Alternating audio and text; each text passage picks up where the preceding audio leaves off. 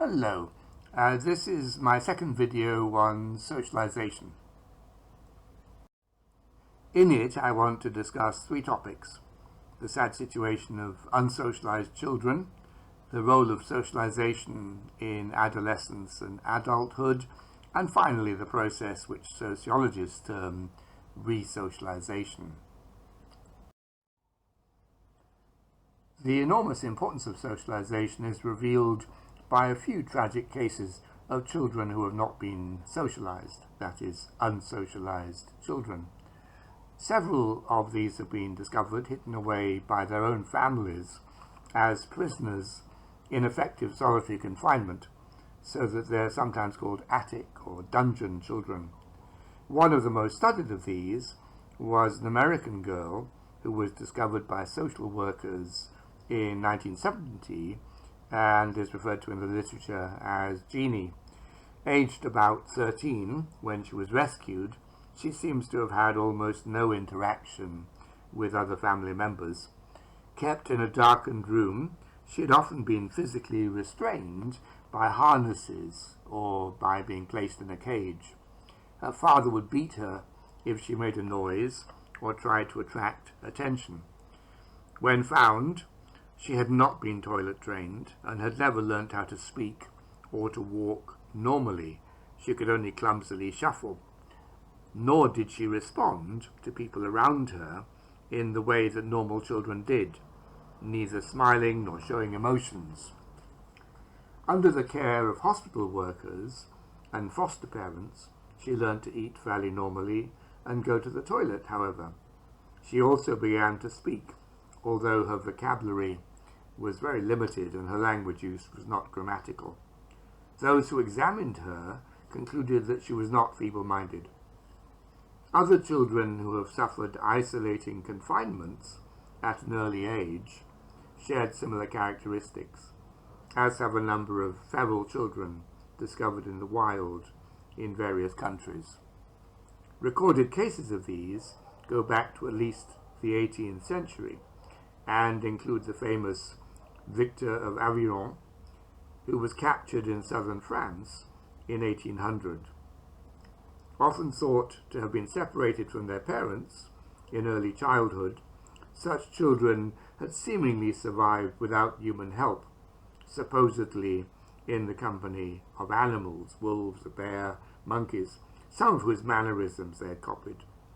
Like the attic children, they lacked the ability to speak or display emotions as other children did, and they were not toilet trained.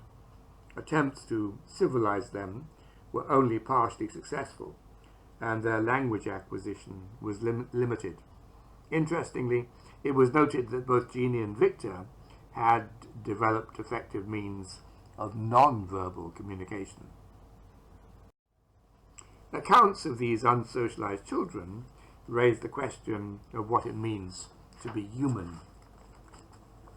We appear to realize our potential as human beings only through the process of socialization, and normal human contact with normally adult caregivers.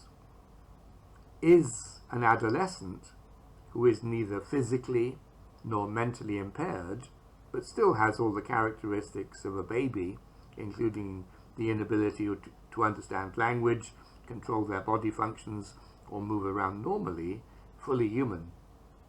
These case studies have attracted much attention for what they seem to reveal about human upbringing and language acquisition, including the idea that there's a critical period in which children learn language and other skills quite easily and naturally, and that as these particular children lacked meaningful contact with adults during that period, they failed to acquire those traits, or later only acquired them partially. By the time these children came into close contact with other people, that age had passed, and whilst they responded quickly to people who treated them sympathetically and were able to acquire a limited level of ordinary human abilities, that acquisition remained fundamentally incomplete. Also relevant here are a series of experiments that were performed on monkeys by the American psychologist Harlow. Harlow found that when baby monkeys were properly fed and cared for, but deprived of maternal contact, they developed abnormally. They were physically smaller, displayed signs of severe emotional distress, were frightened of other baby monkeys, and unable to interact with them, and did not develop normal adult behavior. The maternal bond, or some meaningful substitute for it, was fundamental to the monkey's development. Maternally deprived babies, which were brought up together with other young monkeys from a very early age, were better able to cope and develop normally, indicating that some compensation was possible.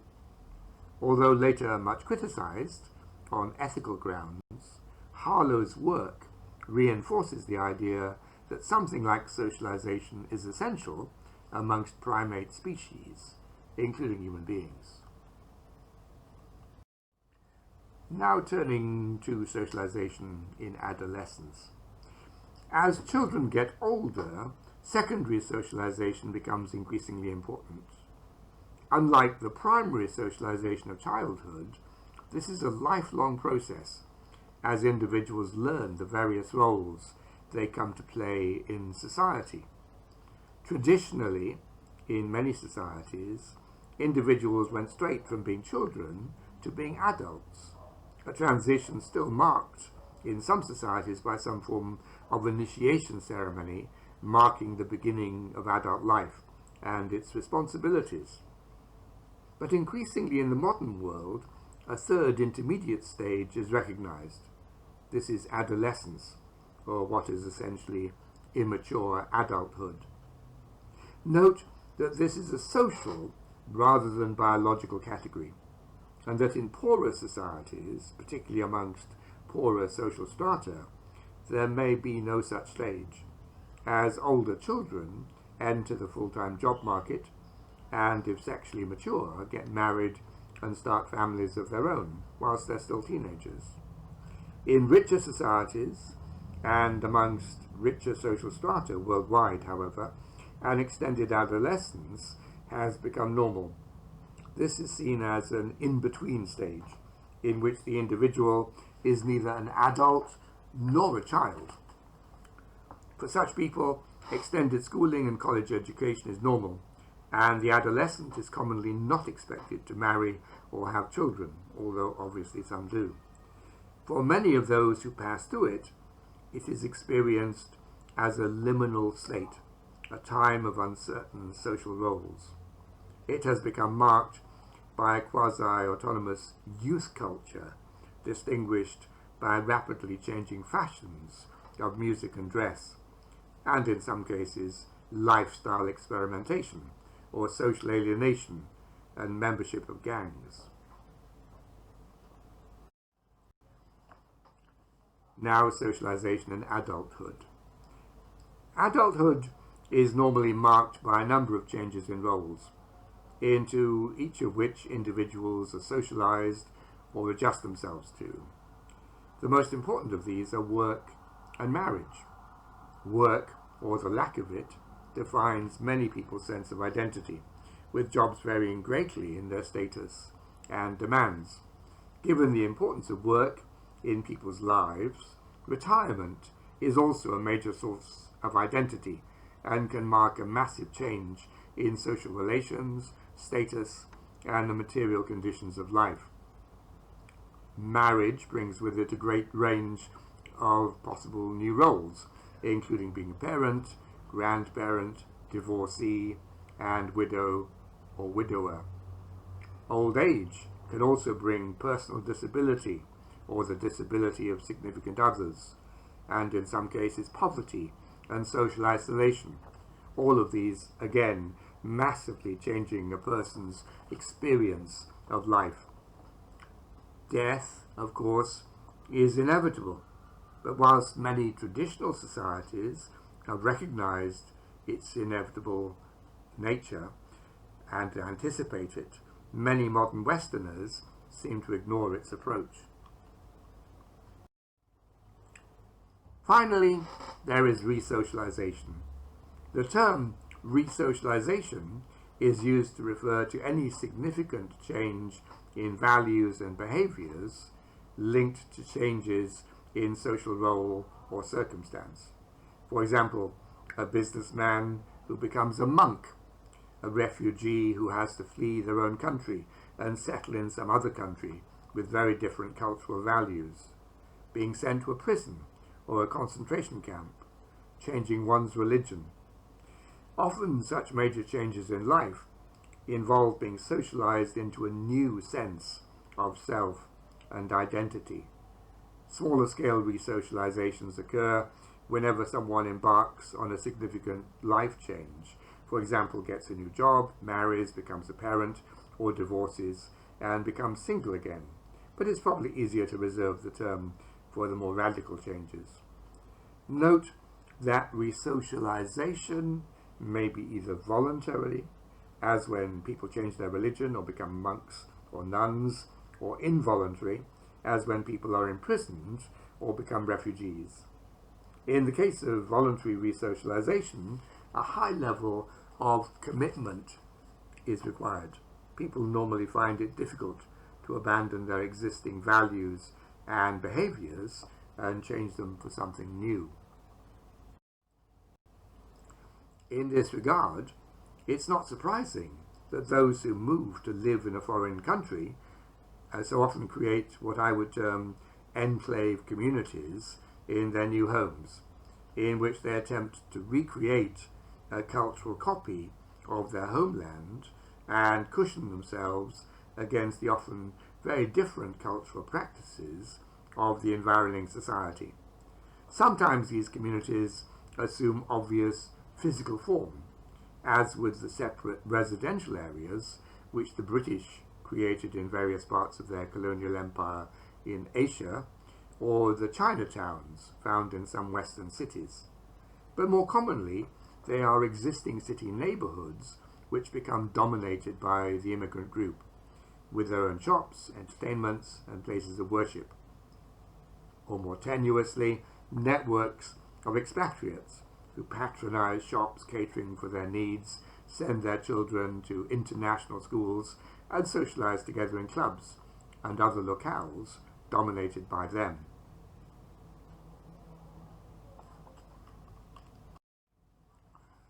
Change is particularly marked when resocialization occurs in what Irving Goffman called total institutions, such as monasteries, army camps, and prisons.